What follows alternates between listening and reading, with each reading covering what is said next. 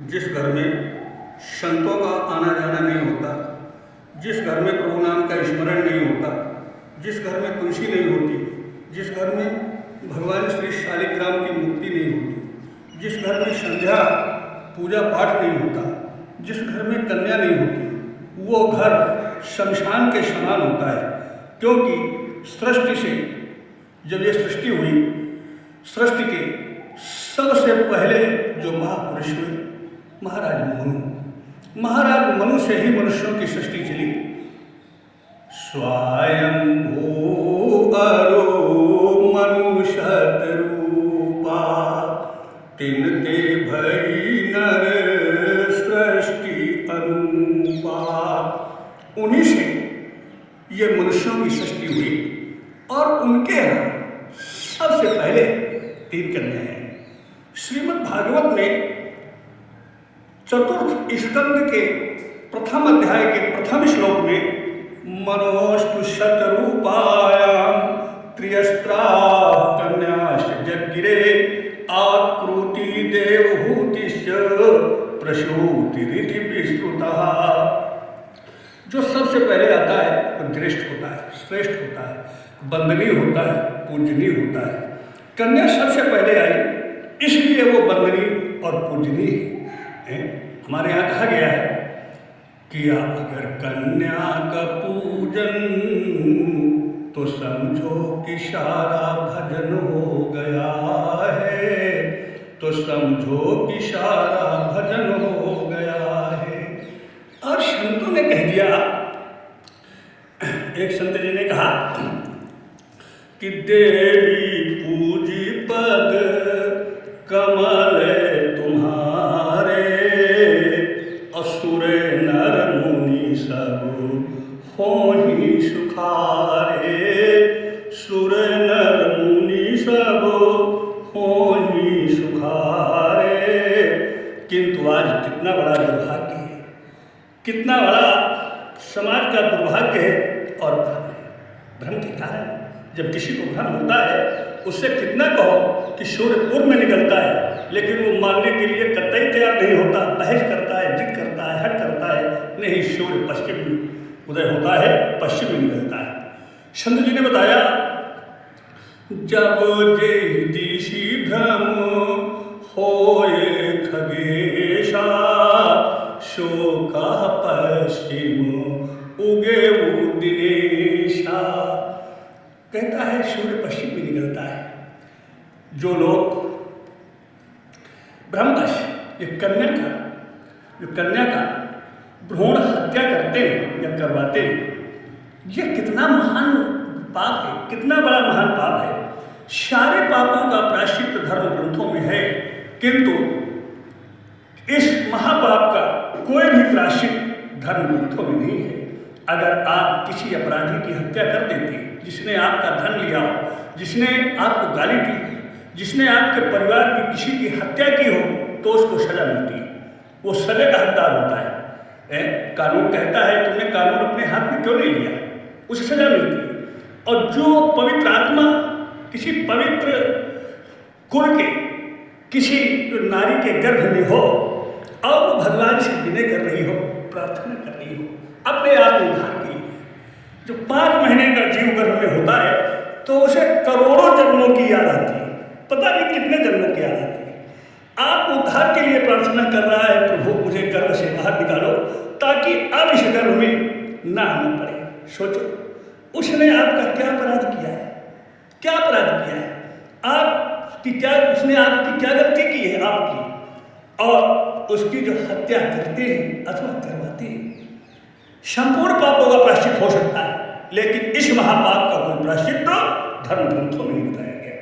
हमारे यहाँ देवी भागवत में कहा गया है, यह इतना बड़ा महापाप जैसे कोई संत, कोई पवित्र आत्मा, कोई पवित्र संत रात दिन भगवान के नाम का स्मरण करता हो, पूजा पाठ करता हो, पवित्र साधना युक्त जीवन जीता हो, उसकी कोई हत्या कर दे, वो भी महापापी है।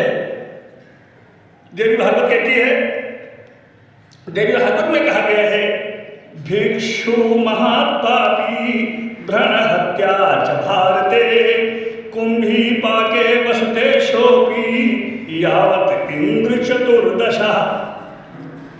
शब्द की हत्या और भ्रूण हत्या, जो गर्भ में बच्चा है या बच्ची है, कन्या है, उसकी जो हत्या कर, ये कुंभीपाक नरक में कुंभीपाके वसुदेशोपी यावत इंद्र चतुर्दशा। 14 इंद्र जब बदलते हैं, एक इंद्र का शासन कितने दिन होता है, एक इंद्र कितने वर्षों तक रहता है, किसी धर्माचार्य से पूछे। और 14 इंद्र जब बदलते हैं तब तक उसको कुंभीपाक नाम के नरक में वास करना पड़ता है, जहाँ कितनी यातनाएं, कितने कष्ट है जीव को कहा नहीं जा सकता है। इसके बाद जब जन्म होगा कभी, तो गिद्धिनो जन्म शास्त्राणी, 1000 जन्म उसको गिद्ध के लेने पड़ेंगे। और 100 जन्मन शुगरा, 100 जन्म सुअर के लेने पड़ेंगे। काकस्य 7 जन्मानी, 7 जन्म कौए के। और सर्पश 7 जन्म शो, 7 जन्म सर्प के।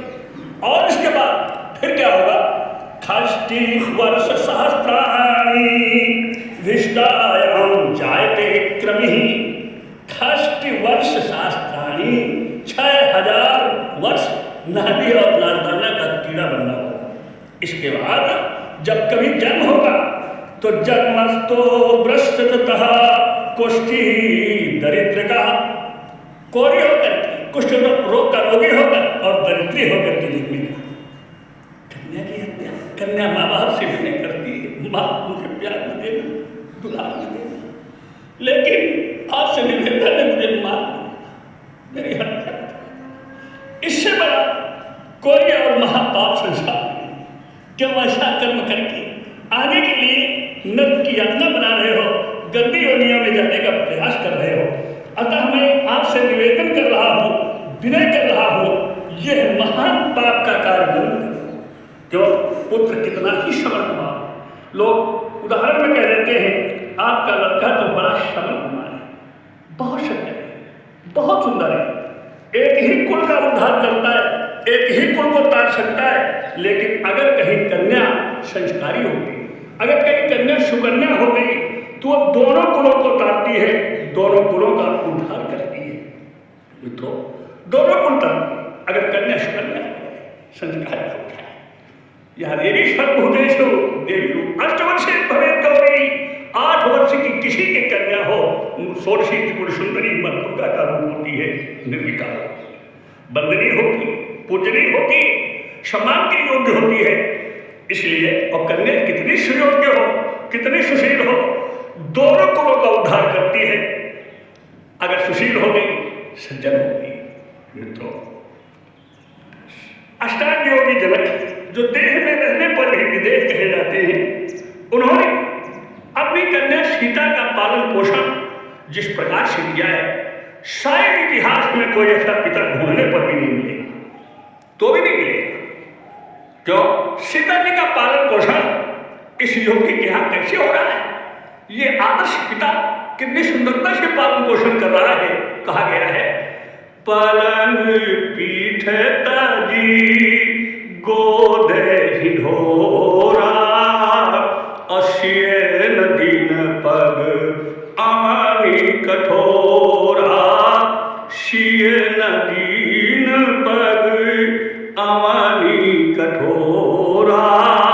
और जिस दिन सीता जी को पृथ्वी में पैर रखना है, अवनी में पैर रखना है, तो इस महान योगी ने कैसी भूमि सजाई है, कैसी धर्मशाला। आज मेरी बेटी पृथ्वी में पैर रखने जा रही है, पृथ्वी में चरण पड़ेंगे मेरी पुत्री के, तो कितनी सुंदर भूमि को सजाई गई है, धर्मशाला बना दी गई। संत महाराज बता रहे, रंग भूमि जब सिए पर उधारी, जैसे सीता जी ने उस भूमि में पैर रखा, यद्यपि मोहित नारी नारी के रूपा, पन्न गार यह रीति अनूपा, लेकिन जैसे सीता जी ने रंगभूमि में पैर रखा, रंग भूमि जब सिए पर उधारी, रूप देखी मोहे नर नारी। मंत्रमुग्ध हो गए लोग, सारे जितने राजागण हैं, जितनी समाज है, मंत्रमुग्ध है सीता जी को देखकर। वही सीता जब अयोध्या आई और अयोध्या में वनयात्रा के समय जब प्रभु राम वनवासी हो गए, लक्ष्मण और सीता को लेकर चित्रकूट में है, वहीं जब जनक जी को पता चला जिस बेटी का पालन पोषण मैंने ऐसे किया, आज वो मेरी पुत्री तपस्वी वेश में बन में भटक रही है, देखो तो मेरी बेटी की हालत कैसी। अष्टांगियों की जनक जैसे ही चित्रकूट में पहुंचे और पहुंच करके अपनी बेटी सीता जी को देखते, तपस्वी वेश, बालकल वस्त्र, तपस्वी वेश में सीता जी को देखा, देख करके जनक जी की क्या दशा हुई। तापस वेश जनक सिय देखी, तापस वेश जनक सिय देखी, तो भयभु प्रेम परितोष विषेखी। तापस वेश जनक सिय देखी, तो भयभु प्रेम परितोष विषेखी। गदगद स्वर से कहने लगी, अष्टांगियों की जनक बेटी में धन्य हो गए, दोनों कुल धन्य हो गए, तुमने दोनों कुलों को तार दिया। बेटी मैं धन्य हूं, रघुवंश भी धन्य है, ऐसी कन्या का मैंने जन्म दिया, ऐसी कन्या मेरे घर में आई है, तुमने दोनों कुल को तार दिया। पुत्री पवित्र किए कुल दो, पुत्री पवित्र किए कुल दो, सुयश धवल जग कहा सबको, सुयश धवल जग कहा सबको। दोनों कुलों को बेटी तुमने तार दिया, मैं पिता बनकर के धन्य हो गया। लोग कहते हैं बेटी से नाम नहीं चलता, बेटी पराया धन होती है। कितना बड़ा समाज का पागलपन है, कैसे दिमाग में भर दी गई है, बेटी से नाम नहीं चलता। सीता जी के भाई का क्या नाम था? योगी, अष्टांग योगी जनक के लड़कों का नाम बता सकते हो? ब्रखभान के लड़कों का नाम बता सकते हो? हिमवान के लड़कों का नाम बता सकते हो? बोलो। सीता जी के भाई का क्या नाम था मालूम? अगर जनक जी का नाम चला, सीता जी का, सीता जी किसकी पुत्री है? जनक जी। वाह बेटी, आज भी पिता को भी अमर कर दिया, जिसका नाम अमर होता है वो अमर होता है। हिमाचल का हिमवान का नाम चला किसकी वजह से? पार्वती किसकी पुत्री? हिमवान की पुत्री। राधा किसकी पुत्री? ब्रह्मा की पुत्री। नाम तो बेटा कटाता है, बेटी नहीं कटाती, बेटी नाम चलाती। जिस दिन घर में बेटी का जन्म होता है उसी दिन मानो एक महान यज्ञ का पूजन, घर में यज्ञ का पूजन हो जाता है, भूमि का पूजन हो जाता है। और जिस दिन बेटी का जन्म होता है उसी दानों में कन्यादान से बड़ा कोई दान नहीं। अगर कोई सबसे श्रेष्ठ दान है, कन्या का दान है।